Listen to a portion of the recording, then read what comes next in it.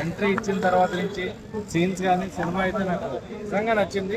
But ఎవరికి ఎలా అనిపించింది అనేది సెకండరీ. బట్ నాకైతే బాగా నచ్చింది. పృథ్వీరాజ్ గారి డైరెక్షన్ ఎలా అనిపించింది? చాలా బాగుంది. లూసిఫర్ కూడా ఆయన డైరెక్షన్ చేశారు.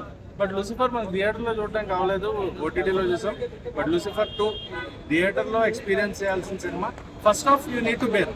ఫస్ట్ హాఫ్ కొంచెం భరించాలి. బట్ సెకండ్ హాఫ్ ఎక్కడ కూడా మనకి బోర్ కొట్టదు. Start and first half length ఎక్కువ కూడా తీసుకున్నారు, అంత అక్కర్లేదు అనిపించింది. సెకండ్ హాఫ్ మటుకు లిటరల్లీ గుడ్. మంజు వారియర్ గారి క్యారెక్టర్ కానీ ఆవిడ సెకండ్ హాఫ్ లో లీడ్ తీసుకునే ఛాన్సెస్ ఉన్న, ఆ పదవి తీసుకునే ఛాన్సెస్ ఉన్న క్యారెక్టర్ ఒకటి. అండ్ మోహన్ లాల్ గారు ఎంట్రీ ఇచ్చే ప్రతి సీన్ హైప్ ఉంటుంది. అండ్ పృథ్వీరాజ్ సుకుమారన్ గారి క్లైమాక్స్ ఫైట్ కానీ.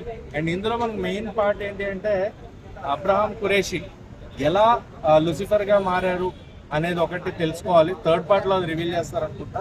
అండ్ ఇందులో మనకు తెలిసింది ఏంటంటే అబ్రహాం ఖురేషీ అనే అతనికి పృథ్వీరాజ్ సుకుమారన్ గారు ఎలా పరిచయం అవుతారు